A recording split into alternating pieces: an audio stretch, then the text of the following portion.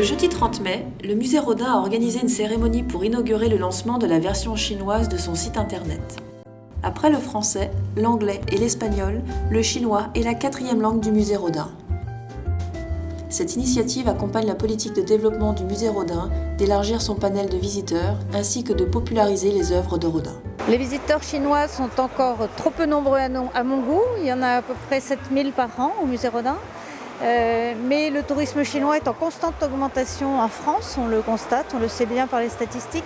Et donc c'était le moment, je crois, pour porter une attention particulière à ce public et lui apporter une contextualisation du musée, des éléments d'information et aussi des éléments sur l'histoire de Rodin, l'histoire du musée, pour qu'il puisse éventuellement d'abord faire connaissance avec le musée, préparer sa visite. Diverses personnalités étaient présentes. Le ministre conseiller représentant l'ambassade de Chine en France, Tong Li, le président du conseil d'administration du musée Rodin, Yves de Chaise-Martin, et la directrice du musée, Catherine Chevillot. Étaient aussi présents l'ambassadrice de France en Chine, Sylvie Berman, le représentant du ministre du patrimoine de la France, ainsi que le directeur général du Centre culturel de Chine à Paris, et bien d'autres. Je crois que beaucoup de Chinois connaissent Rodin. Comme il y a de plus en plus de touristes chinois en France, nous souhaitons qu'ils puissent découvrir davantage nos musées et donc avoir un site en chinois. Je trouve que c'est une excellente initiative moderne, tournée vers l'extérieur et j'espère que beaucoup de Chinois le liront et que ça leur donnera envie de venir visiter le musée Rodin. Le musée Rodin, connu internationalement, abrite la sculpture appelée Le Penseur, l'une des plus renommées de l'art occidental. En 1993, le public chinois a déjà eu l'opportunité d'approcher Le Penseur lors d'une exposition itinérante à Pékin et à Shanghai en Chine. 这个中文网站呢，我想肯定会引起我们国内很多人的关注。然后呢，先通过这个网站，让中国那边的这个艺术爱好者，或者简单的就是对法国文化感兴趣的，或者甚至对有一些旅游观光客，他能够有一些提前有一些信息上的了解。所以我想这个肯定是一件非常好的事情。 Sur le nouveau site internet, on peut découvrir l'histoire du musée, la vie des œuvres de Rodin et le magnifique jardin. Les visiteurs chinois trouveront dans les différentes rubriques tous les éléments nécessaires à la préparation de leur visite et à la découverte de l'ensemble des œuvres documentées et illustrées. Bonsoir à tous, je me trouve actuellement devant l'UNESCO pour la représentation exceptionnelle du spectacle Le rêve de la route maritime, produit par le département culturel de la province du Fujian et mis en scène et interprété par l'opéra et le théâtre-ballet de la province du Fujian. Invité par la délégation permanente de la République populaire de Chine auprès de l'UNESCO, le gouvernement populaire du Fujian a coproduit avec celle-ci le ballet intitulé Le rêve de la route maritime de la soie au siège de l'UNESCO à Paris. La directrice générale de l'UNESCO, Irina Bokova, a vivement remercié la venue de la troupe d'artistes. C'est un cadeau que la Chine offre à l'UNESCO pour son 70e anniversaire. La route maritime de la soie a non seulement contribué au développement économique, elle est aussi la passerelle des échanges culturels. Hao Ping, le président de la 37e session plénière de l'UNESCO, a rendu ses vifs remerciements à la délégation du Fujian et a souhaité la bienvenue à tous les spectacles a eu lieu pendant la 196e session des réunions du comité exécutif de l'UNESCO. Les délégués des pays membres du comité, les représentants des pays permanents de l'UNESCO, les officiers du siège de l'UNESCO, ainsi que de nombreux représentants d'associations chinoises. En tout, plus de 800 personnes ont assisté au spectacle.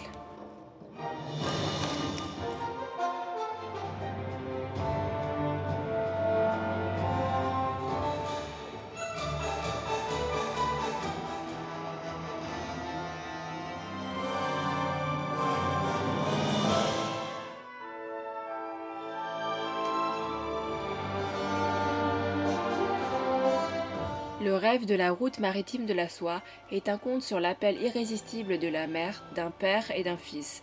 Drame, passion, filiation, transmission, héroïsme tissent ce conte onirique qui commence il y a 800 ans dans le port de la ville de Quanzhou de la province du Fujian, considéré comme le point de départ de la route maritime de la soie. Ce port fut le plus grand durant les dynasties Song et Yuan. Les commerçants et ambassadeurs de beaucoup de pays étaient rassemblés dans cette zone littérale. Ce spectacle reconstitue via une forme vivante le paysage prospère du port bien achalandé de Quanzhou il y a 800 ans.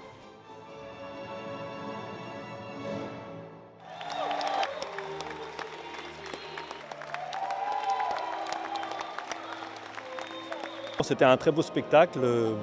On a été enchantés de découvrir, à la fois c'est très coloré, les couleurs ont beaucoup mis de l'ambiance ainsi que la musique. La musique était extraordinaire, typiquement à la méthode chinoise aussi. Alors là on a bien senti les caractères chinois dans la musique, les accents chinois dans la musique, plus dans la danse également. Et ça a été un bel ensemble, bien organisé. Et puis alors le chorégraphe est certainement très bon parce qu'il y a une belle harmonie dans les mouvements, dans les regards, dans l'enchaînement des scènes, c'était très bien. Alors c'est un spectacle que j'ai trouvé magnifique et j'ai trouvé que c'était plein de poésie, plein de lyrisme et j'ai été très émue, j'ai eu des frissons à 4 reprises et la musique elle nous emporte comme dans un tourbillon et vraiment merci à toute la troupe parce que c'était magnifique.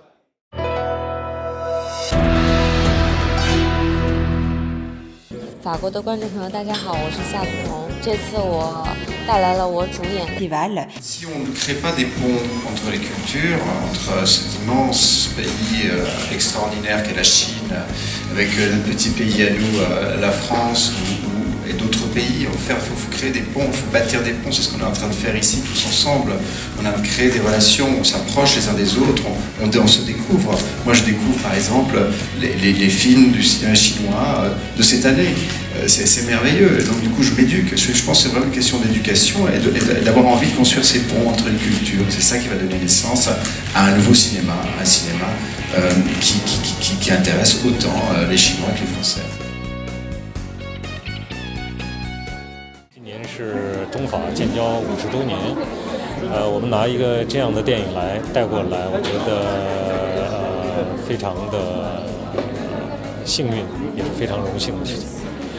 具体在法国怎么样，我还不能够精准的预测，因为我对法国的市场也不是太了解。但是我们整个在欧洲，我们卖了也销售的非常好，大概超过了1000多万欧。Monsieur Jérôme Sédou, coprésident du groupe Pathé, ont assuré la présidence. Monsieur Ying Fu, directeur du Centre culturel de Chine à Paris, Catherine Deneuve, invitée d'honneur, étaient présents et ont pris la parole.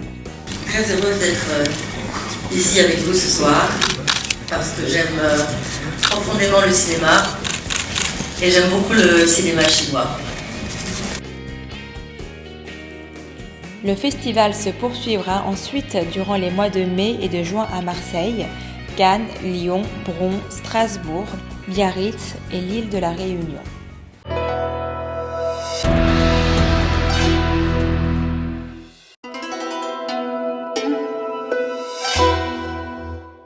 Le 21 mars 2014, le 34e Salon du Livre de Paris a officiellement ouvert ses portes, porte de Versailles, au grand public.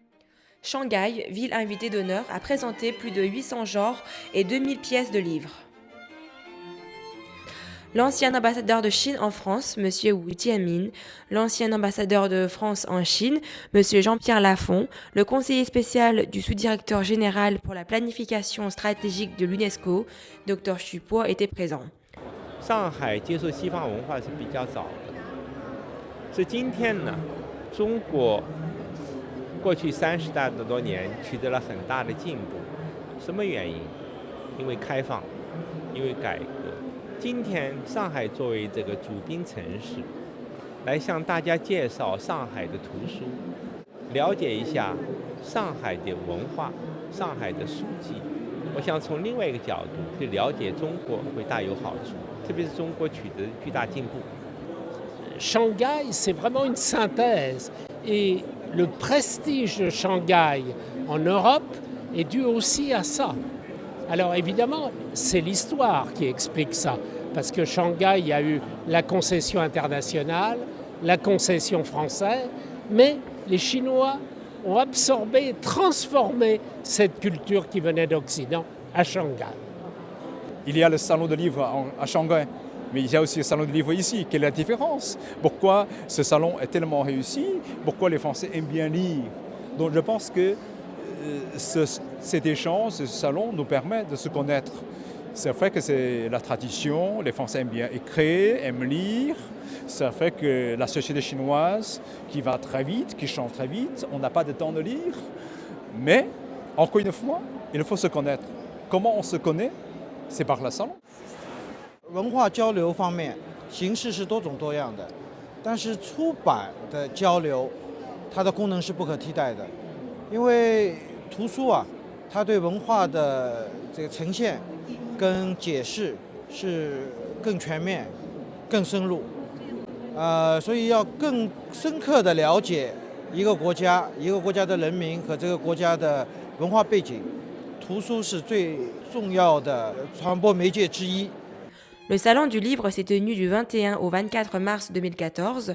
C'est l'une des plus grandes activités culturelles publiques en Europe. Le salon de cette année a attiré la participation de plus d'1 millier d'exposants de plus de 40 pays. Bienvenue sur Mandarin TV, la seule chaîne de télévision franco-asiatique de France.